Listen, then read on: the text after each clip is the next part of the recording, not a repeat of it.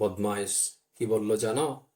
বলল, কাবার প্রভুর শপথ, আমি মুসলিম বিশ্ব থেকে খ্রিস্টানদের বিতাড়িত করে তবে আমি বিশ্রাম নিব। সালাহউদ্দিন আইয়ুবী, হুঁ। সহকারী সালারের কণ্ঠে তাচ্ছিল্যের সুর। ইসলামী রাষ্ট্রের দম ফুরিয়ে গেছে, সে এই খবরও জানে না। এখন তো সুদানিরা দেশ চালাবে।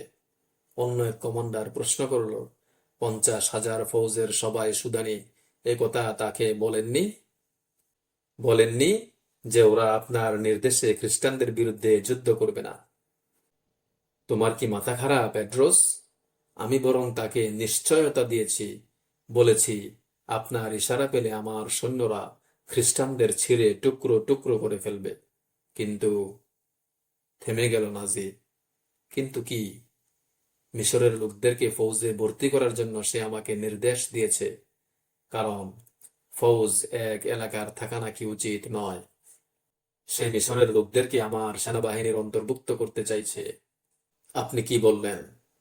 বলেছি আপনার নির্দেশ পালন করা হবে, কিন্তু আমি তা করব না। তার মন মানসিকতা কেমন বুঝলেন? একরোখা, জেদি। আপনার বুদ্ধি আর অভিজ্ঞতার সামনে সে এখনো শিশু। নতুন গভর্নর হয়ে এলো তো, কদিন পরই পদের নেশায় পেয়ে বসবে।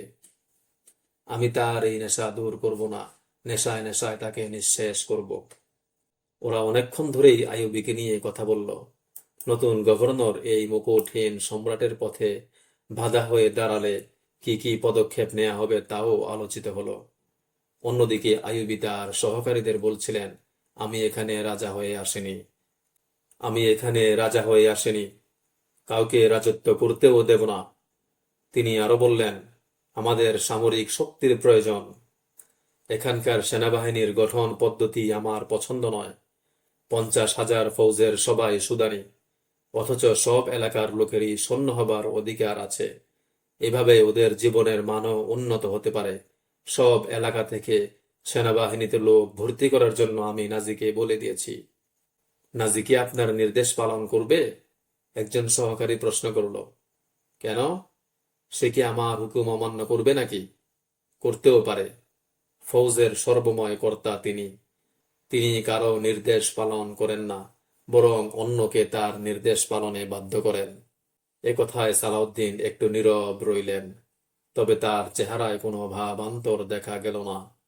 তিনি কি ভাবছেন তা বুঝে ওঠার আগেই আলী বিন সুফিয়ানকে রেখে অন্যদের বিদায় জানালেন তিনি।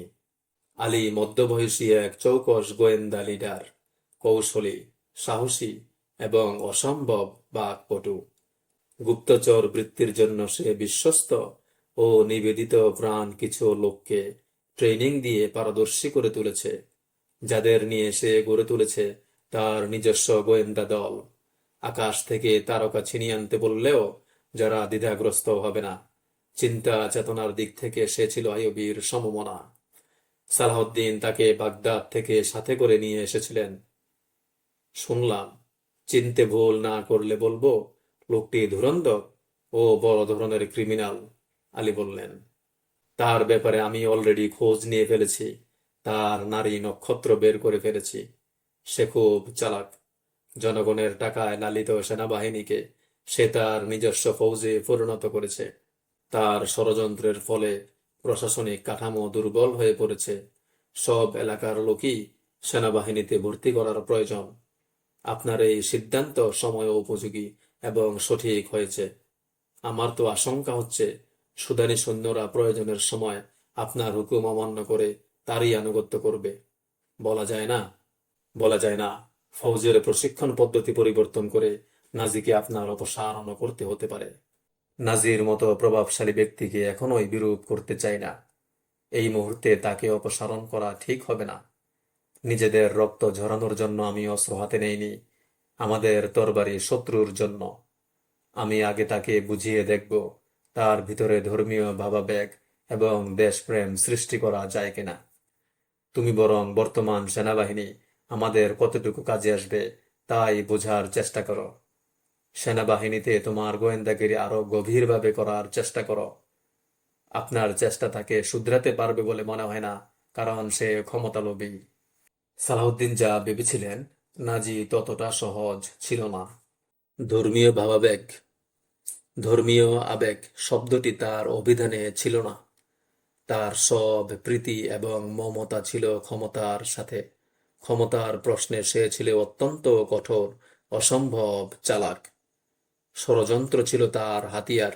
কাউকে ফাঁসাতে চাইলে তার সাথে মোমের মতো কোমল ব্যবহার করত।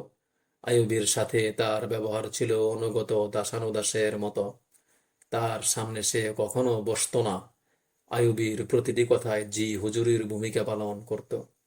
সে ছিল এক নাম্বার তেলবাজ। যে কোনো উপায়ে কার্য সিদ্ধ করাই তার কাজ।